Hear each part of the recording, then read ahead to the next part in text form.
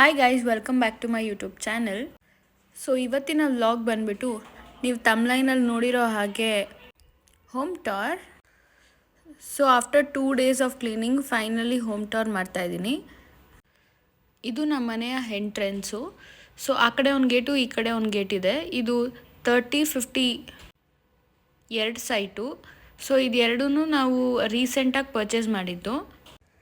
10th final exam ಇದ್ದಾಗ ನಾವು ಈ ಮನೆಗೆ ಬಂದಿದ್ದು. ಈ ಪಕ್ಕದಲ್ಲಿ ಇದ್ದ ಸೈಟ್ ಬಂದು 2 ಇಯರ್ಸ್ ಆಯ್ತು ಪರ್ಚೇಸ್ ಮಾಡಿದ್ದು. ಸೊ 6 ಇಯರ್ಸ್ ಕಂಪ್ಲೀಟ್ ಆಗಿದೆ ಅನಿಸುತ್ತೆ.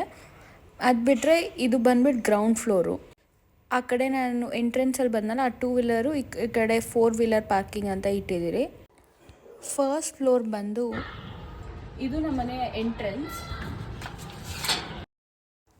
2 BHK ನಾವಿರೋ ಮನೆ.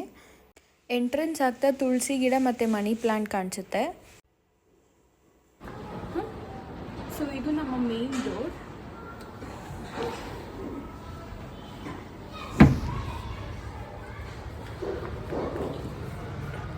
ಸೊ ಇದು ನಮ್ಮ ಡೋರ್, ಅಂದರೆ ಇದು ಟೀಕ್ ವುಡ್ಡಿಂದ ಮಾಡಿರೋದು.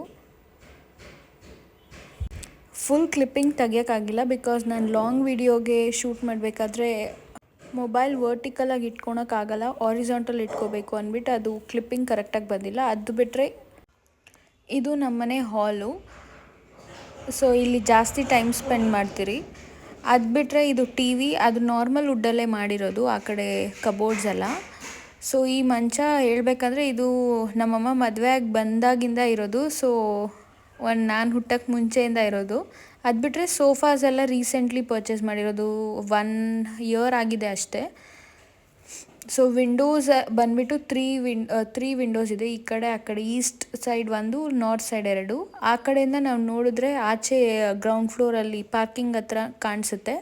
ಸೊ ಬೇರೆ ಮನೆಗಳೆಲ್ಲ ಸನ್ಸೆಟ್ಟು ಆ ಥರ ಎಲ್ಲ ಕಾಣಿಸುತ್ತೆ. ಸೊ ಸನ್ಲೈಟ್ ಬರುತ್ತೆ, ಅದು ಪ್ರಾಬ್ಲಮ್ ಏನಿಲ್ಲ.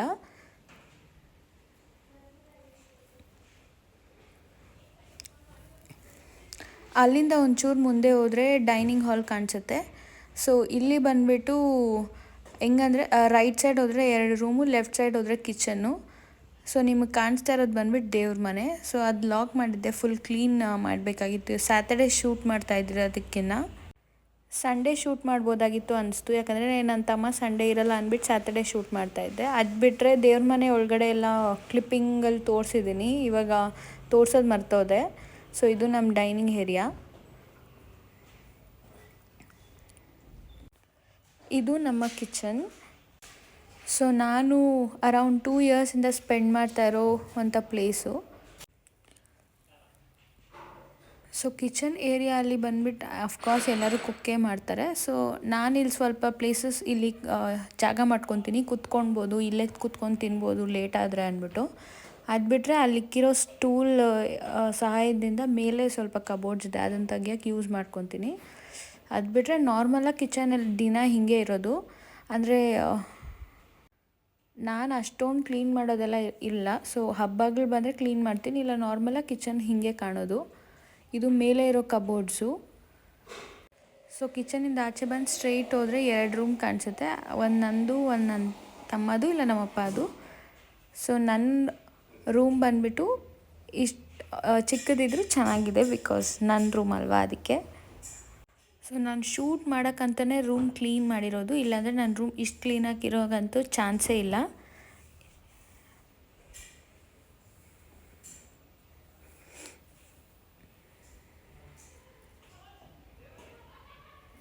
ಸೊ ಇಲ್ಲಿರೋ ವಿಂಡೋಸಿಂದ ಆಚೆ ನೋಡಿದ್ರೂ ಗ್ರೌಂಡ್ ಫ್ಲೋರ್ ಕಾಣಿಸುತ್ತೆ. ಅದು ಬಿಟ್ಟರೆ ಇದೆಲ್ಲ ನನ್ನ ಚೈಲ್ಡ್ಹುಡ್ ಫೋಟೋಸು. ಆ ಫೋಟೋಸ್ ಎಲ್ಲ ತೊಗೊಂಬಂದು ರೂಮಲ್ಲಿ ಇಟ್ಕೊಂಡಿದ್ದೀನಿ. ಅಂದರೆ ಇದು ಟಿ ವಿ ಸ್ಟ್ಯಾಂಡಲ್ಲಿತ್ತು, ಸರಿ ಅದು ಫುಲ್ ಆಕ್ವರ್ಡಾಗಿ ಕಾಣುತ್ತೆ ಅಂದ್ಬಿಟ್ಟು ತೊಗೊಂಬಂದು ಇಲ್ಲಿ ಇಟ್ಕೊಂಡೆ.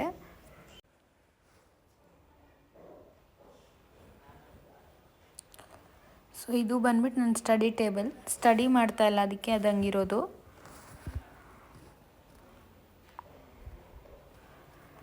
ಈ ಮಿರರ್ ಹತ್ರನೇ ನಾನು ಆಲ್ಮೋಸ್ಟ್ ಎಲ್ಲ ಶೂಟ್ಸ್ ಮಾಡಿರೋದು, ಗೆಟ್ ರೆಡಿ ಆ ಥರ ಎಲ್ಲ. ಸೊ ಸೋಫಾದು ಕುತ್ಕೊಳಕ್ಕೆ ಬಾಕ್ಸ್ ಟೈಪ್ ಬರುತ್ತೆ, ಅದನ್ನು ತೊಗೊಂಡು ಬಂದ್ಬಿಟ್ಟು ನಾನು ಈ ಮಿರರ್ ಹತ್ರ ಕೆಳಗಡೆ ಹಾಕ್ಕೊಂಡು ಕುತ್ಕೊಂಡು ಟ್ರೈಪಾಡ್ ಇಟ್ಕೊಂಡು ವೀಡಿಯೋ ಶೂಟ್ ಮಾಡ್ತಾಯಿದ್ದೆ.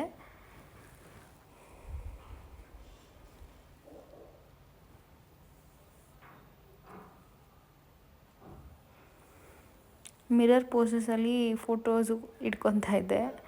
ಅದು ಬಿಟ್ಟರೆ ಇದು ವಾಶ್ರೂಮು. ಸೊ ವಾಶ್ರೂಮಲ್ಲಿ ಏನಂದರೆ 1-2 ಡೇಸಿಂದ ಎಲ್ಲೋ ವೈಟ್ ಸಿಮೆಂಟ್ ಹಾಕಿದ್ರು ಎಡ್ಜಸ್ಸಲ್ಲೆಲ್ಲ, ಸೊ ನೀರು ಇಳಿಬಾರ್ದು ಅಂತ.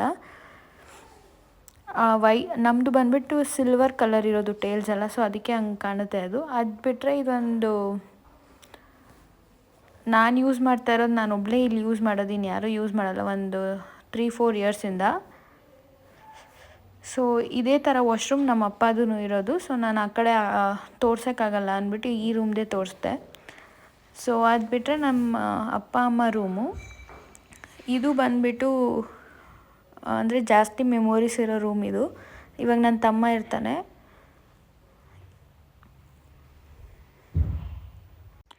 ಸೊ ಫೈನಲಿ ಡೋರಿಂದ ಆಚೆ ನೋಡಿದಾಗ ವಾಷಿಂಗ್ ಮಿಷಿನ್ ಕಾಣಿಸುತ್ತೆ. ಅದು ಬಿಟ್ಟರೆ ಇಲ್ಲಿ ಸನ್ಲೈಟ್ ಬೀಳುತ್ತೆ ಬೆಳಗ್ಗೆ. ಇದಾಗಿತ್ತು ನನ್ನ home tour. Thank you for watching.